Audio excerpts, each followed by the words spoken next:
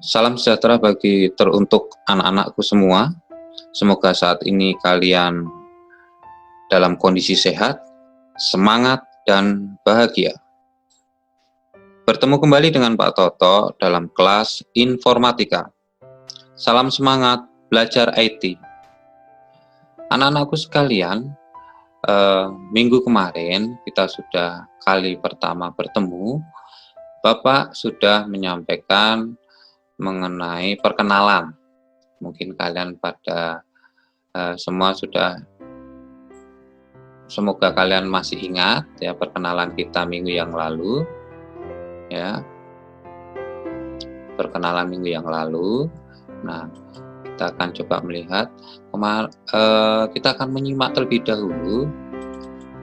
Nah, minggu kemarin Bapak menyampaikan mengenai materi informatika kelas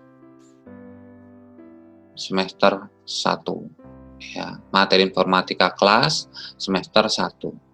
Nah, materinya adalah yaitu teknologi informasi dan komunikasi ya, di mana mempunyai submateri Microsoft Word, Microsoft Excel, Microsoft PowerPoint. Nah, submateri ini apa bedanya dengan kalian di saat kalian belajar di SD, SMP ya? Apa bedanya?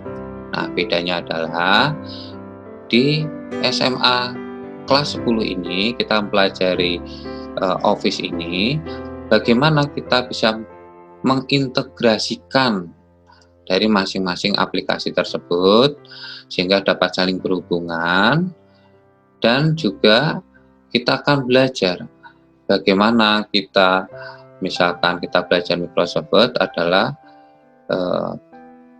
membuat undangan menggunakan mail merge. Dan untuk lebih lanjutnya nanti kita akan bahas di waktu berikutnya. Nah, kemudian materi yang kedua adalah teknik komputer, yaitu belajar bagaimana transfer data. Nah, kemudian yang ketiga jaringan komputer atau internet, di mana submaterinya ada pengenalan perangkat jaringan, yang kedua adalah topologi jaringan. Kemudian yang keempat, analisis data, yaitu kita belajar membuat data, yang kedua yaitu membuat form Excel, kemudian yang ketiga adalah membuat report. Nah, baik, ini sekedar hanya remembering saja ya. Nah, kemudian selanjutnya materi pertama kali ini adalah matrikulasi. Matrikulasi ini bertujuan agar kita mengingat-ingat kembali pelajaran mengenai Word maupun Excel maupun PowerPoint tingkat dasar. Nah, Bapak estimasikan untuk matrikulasi ini kita akan bertemu 1 sampai paling lambat sampai 3 kali pertemuan untuk membahas matrikulasi. Nah, tujuan pembelajaran pada TIK atau Teknologi Informasi dan Komunikasi yang pertama yaitu menjelaskan cara melakukan object linking dan embedding.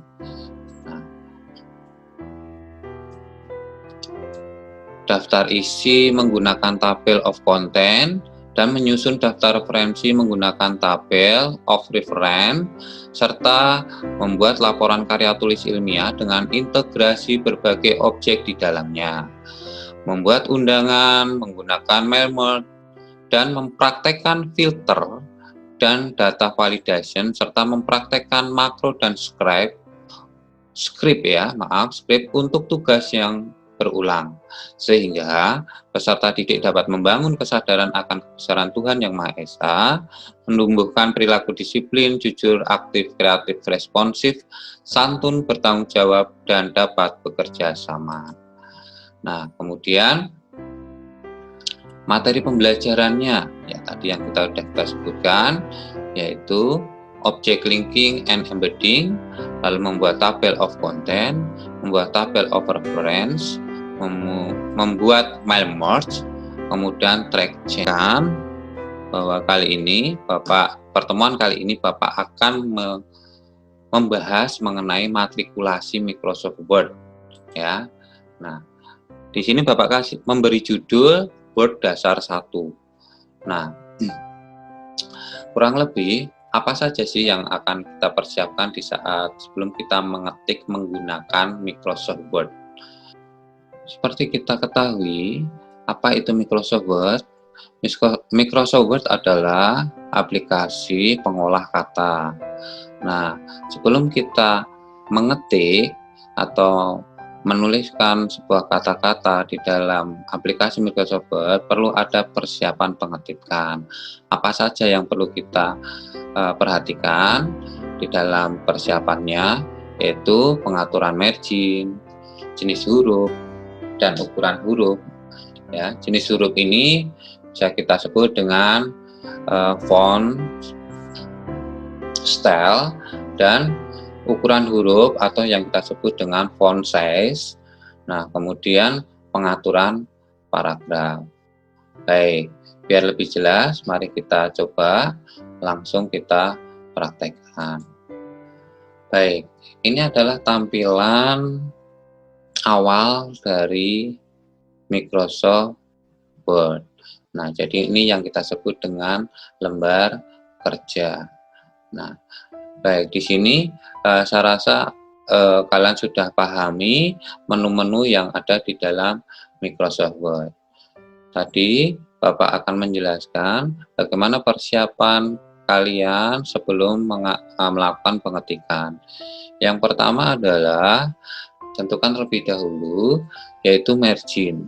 Nah, margin di sini adalah contoh seperti ini.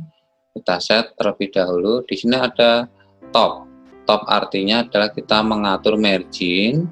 Ya, margin itu adalah jarak antara teks ya dengan sisi kertas. Ya, jadi teks dengan sisi kertas. Nah, untuk top berarti jarak antara sisi kertas dengan teks bagian atas, ya, sisi bagian atas. Sedangkan di sini ada left adalah jarak antara teks dengan sisi bagian sebelah kiri kertas. Begitu pula kanan, ya, begitu pula bagian bawah. Nah, misalkan di sini kita minta bahwa sisi bagian atas jaraknya 2 cm, kiri 2 cm, bawah 2 cm, dan kanan 2 cm. Kemudian setelah itu kita persiapkan juga, kita tentukan juga mengatur dari ukuran kertas yang akan kita gunakan. Nah, tujuannya apa? Tujuannya adalah seandainya nih kita sudah mengetikkan begitu banyak teks dan sudah kita rapikan dengan baik. Mungkin ada gambar, mungkin ada chart, atau mungkin ada objek yang lain sudah kita rapikan dan kita sudah menempatkan sesuai dengan keinginan kita. Nah, tetapi ternyata kita salah men-setting atau kita belum men-setting paper size atau ukuran kertas. Maka kita perlu mengatur ukuran kertas kemudian. Nah, begitu kita mengatur ukuran kertas, otomatis teks yang sudah kita atur sebelumnya, tata letaknya pasti akan bergeser. Sehingga kita harus mengulang kembali, merapikan kembali. Nah, ini sangat merepotkan kita dan sangat tidak efisien, sehingga membuang-buang waktu saja. Baik, kalau kita perhatikan di sini ada satuannya senti ya. Nah, kenapa Bapak tentukan satuannya senti? Karena kalau senti kan kita lebih familiar ya. Nah, 5 cm itu jaraknya seberapa, misalkan seperti itu, kita bisa memperkirakan atau bisa membayangkan. Baik, kita langsung pilih Oke, jadi tadi yang pertama tentukan marginnya, yang kedua tentukan ukuran kertas. Nah, baik. Nah, menentukan ukuran kertas bisa juga melalui sub menu yang namanya size ya, atau icon size. Nah, jadi margin sudah. Nah, kemudian di sini menentukan orientation. Orientation ini adalah posisi kertas ya. Apakah posisinya nanti akan potret secara berdiri atau vertikal, memanjang vertikal, atau landscape secara horizontal. Landscape ini biasanya kita gunakan jika kita misalkan di situ kita membuat tabel, mungkin membutuhkan ruang secara horizontal lebih memanjang, maka kita bisa set menggunakan landscape. Nah, kali ini kita menggunakan potret. Baik. Ini. Nah, setelah kita menentukan margin, kemudian menentukan menentukan size atau ukuran kertas, menentukan orientasinya, posisi kertas, kita masuk. Selanjutnya kita menyiapkan atau merapikan, nah, font style ya. Font style ini adalah jenis huruf. Nah, jenis hurufnya apa yang kita gunakan? Kali ini Bapak akan tentukan jenis hurufnya, yaitu Times New Roman. Oke. Nah, kemudian kita tentukan font size-nya. Ya, font size-nya. Atau kita sebut dengan ukuran huruf. Ya, ukuran huruf, besar kecilnya huruf. Selanjutnya, setelah itu kita juga tentukan paragrafnya terlebih dahulu ya, sehingga itu kita mengetikkan secara otomatis paragraf itu akan tertata dengan baik. Nah, jadi kita mengetiknya lebih nyaman. Nah, berikutnya yaitu menentukan terlebih dahulu paragraf ya. Paragraf itu bisa kita atur melalui menu handle ini ya, paragraf setting, atau kita juga nanti bisa menggunakan tombol pada rule di sini ya, pengaturan pada rule ya. Lebih jelasnya mari kita akan mencoba. Nah, baik.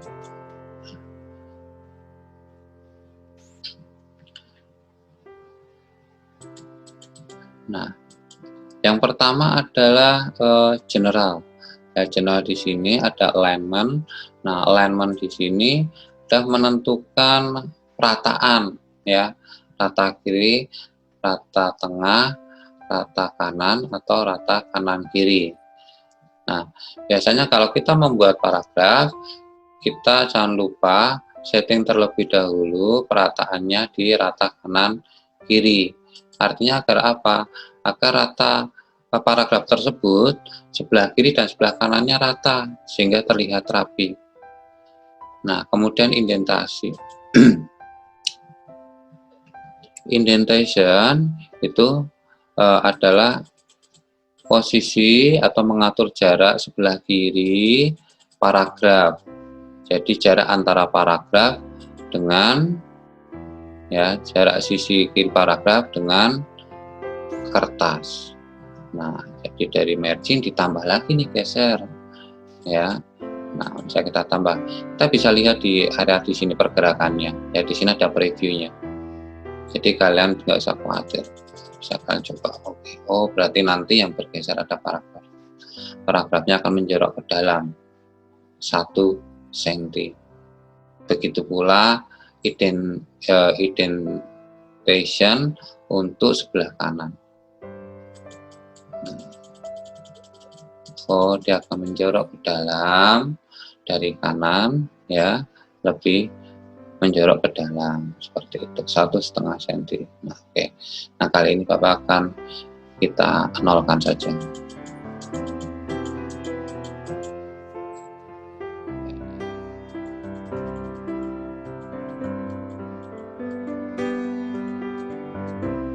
Baik, selanjutnya adalah spesial. Spesial ini adalah first line indent. Nah, first line indent itu seandainya kita mengetik suatu paragraf, biasanya aturannya adalah bahwa awal paragraf itu menjorok ke dalam. Nah, berarti kita pengaturannya pada first line. Ya, kita klik first line. Baik, first line indentnya masuk berapa senti? Misalnya Bapak pengen masuk ke dalamnya 1,5 senti, Bapak akan 1,5 senti. Nah, kemudian di sini pengaturan paragraf yaitu spasi. Nah, spasi before itu berarti sebelum. Berarti sebelum, misalnya dari sini di preview ini, berarti sebelumnya adalah bagian atas. Nah, kalau after sesudah ya, tersudah. Nah, kemudian biasanya sini Bapak set untuk before dan afternya adalah 0 dan auto. Ya, kita 0-0in aja. Nah, kemudian di sini line spasi. Line spasi ada mengatur jarak antara baris satu dengan baris selanjutnya. Ya. Nah, biasanya kalau di dalam penulisan skripsi kita menggunakan 1,5 line. Oke, seperti ini. Lalu kita pilih oke. Nah, kalau sudah pengetikan akan seperti apa ya.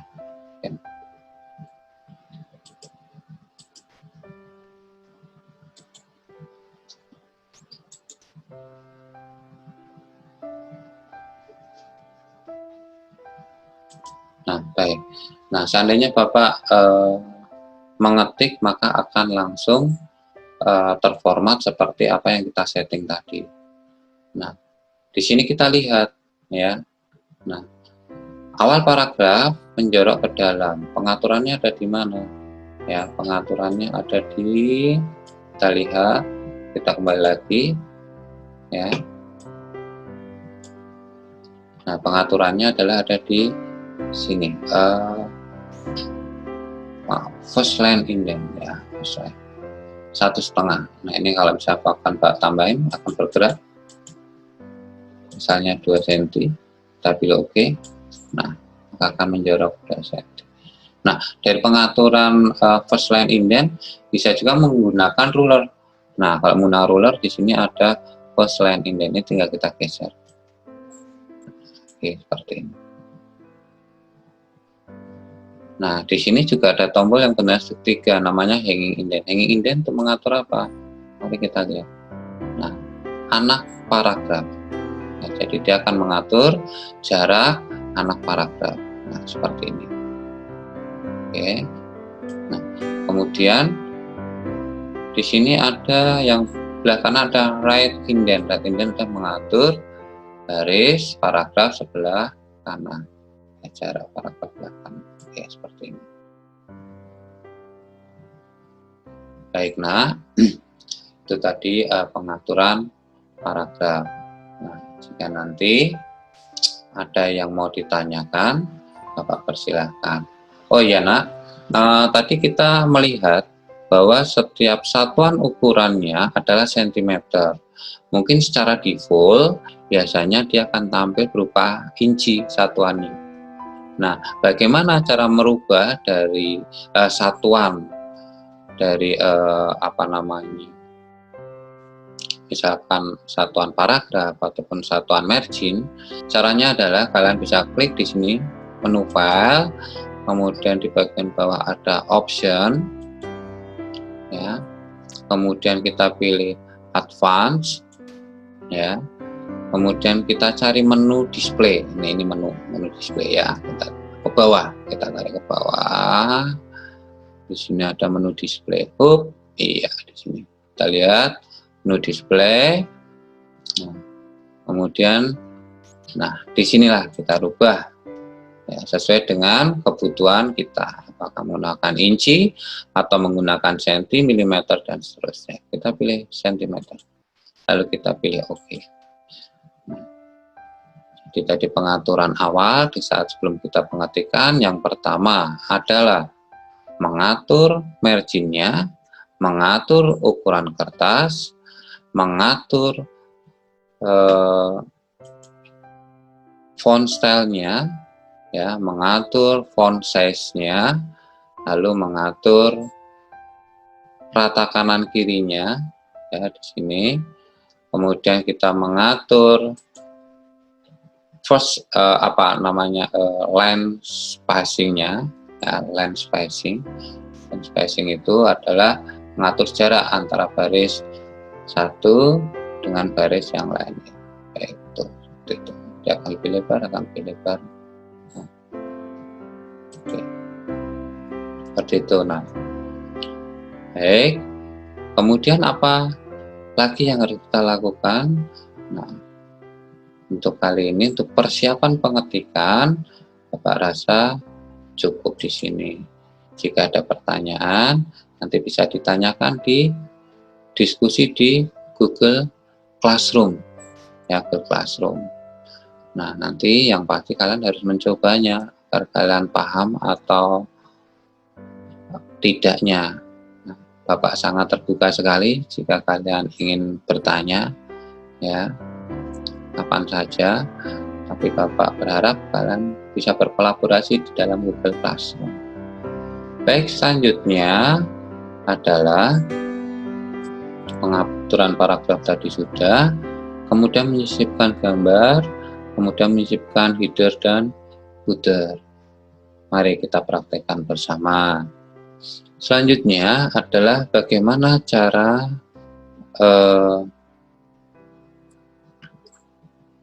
menyisipkan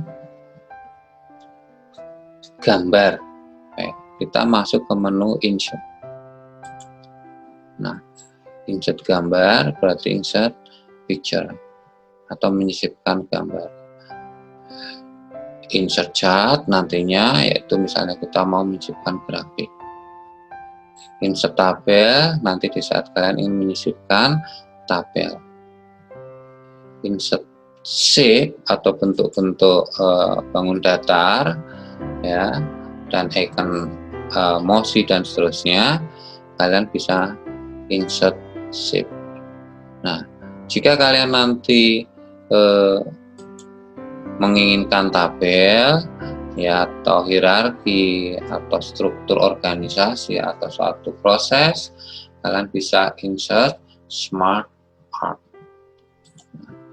Untuk kali ini kita akan praktekkan menyisipkan gambar picture, ya.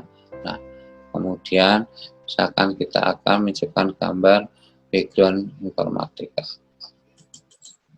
seperti ini. Nah, biasanya begitu kita menyisipkan gambar itu kita geser susah nih, Pak, digeser susah, Pak, bahkan bisa memberantakin posisi teks yang lain. Nah, bagaimana biar tidak merantakin dan mudah digeser? Kalian bisa double klik di area gambar tersebut. Ya, setelah double klik di sini ada wrap tag. Nah, di wrap tag ini kita bisa menentukan gambar ini mau diposisikan di bawah tag atau di atas tag atau diposisikan di tempat lain, ya. Nah, Bapak biasanya kasih in front of tag. Tapi jika kalian ingin gambarnya biar untuk background misalkan, nah, kalian bisa letakkan menjadi behind tag, ya. Baik. Nah, in front of text berarti ada di atas tag. Nah, ini udah enak, mau kita geser kemanapun tidak akan mengganggu tag yang ada di sekitarnya.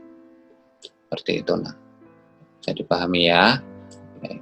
Nah, kemudian yang berikutnya adalah cara menyisipkan footer dan header, ada header dan footer. Sama prosesnya tadi seperti apa yang Pak katakan, bahwa yang sifatnya adalah menyisipkan objek bisa menggunakan menu insert lalu pilih header kalau mau menyisipkan header. Nah, header ini biasanya kalau kita akan memberi misal nih kita akan membuat suatu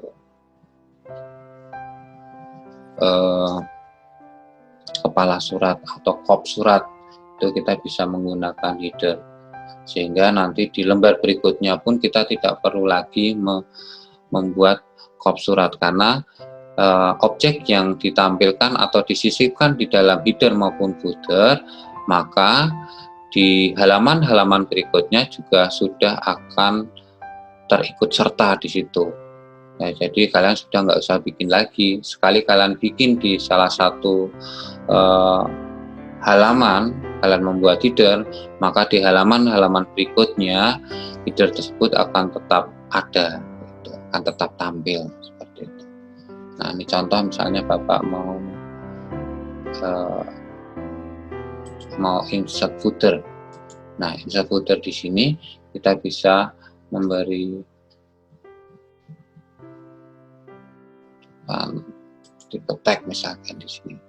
Nah, kita bisa misalkan di sini kita tekan S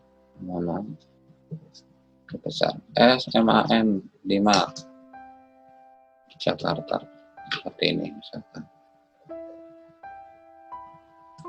ya, SMAN 5 Jakarta. Oke, biar agar cakep, Bapak akan rubah misalnya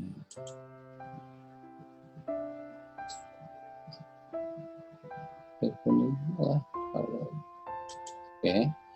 Nah, misalnya hurufnya agak digedein ya, nomor dan port. Oke. Nah.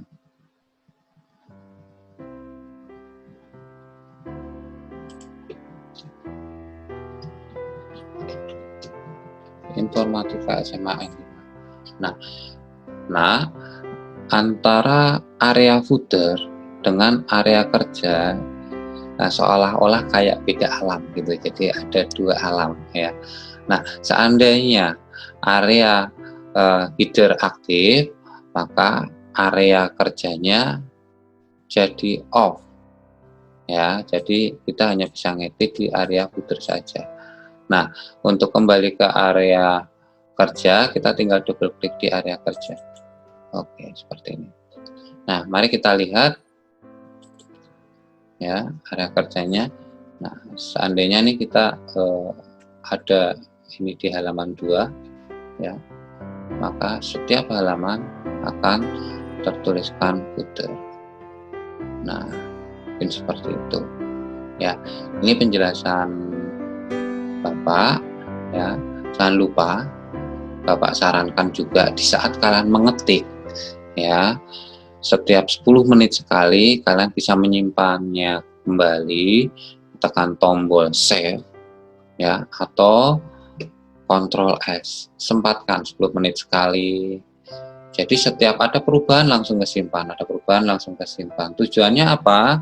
Agar jika misalkan wah komputernya nge-hang atau ada permasalahan lain sehingga membuat aplikasi Microsoft Word-nya terhenti atau mesin komputernya terhenti, maka kita tidak banyak kehilangan editan yang sudah terbaru ya, editan terbaru. Jadi yang hilang datanya yang sebelum tersimpan akan hilang seandainya kalian tidak rajin-rajin setiap 10 menit sekali itu kalian Ctrl S atau save, tekan tombol save. Yaitu pesan dari Bapak.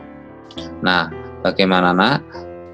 Sejauh ini mungkin kalian mengingat-ingat kembali ya bagaimana mengoperasikan atau mengetik di dalam Microsoft Word. Baik, anak-anakku, demikian ulasan materi dari Bapak. Video ini Bapak buat untuk kalian agar kalian dapat menyimak, memahami, dan mempraktekannya. Setelah kalian menyimak, mari Bapak ajak kalian untuk berdiskusi pada ruang diskusi Google Classroom. Terima kasih. Sekarang Bapak tunggu pertanyaan-pertanyaan dari kalian.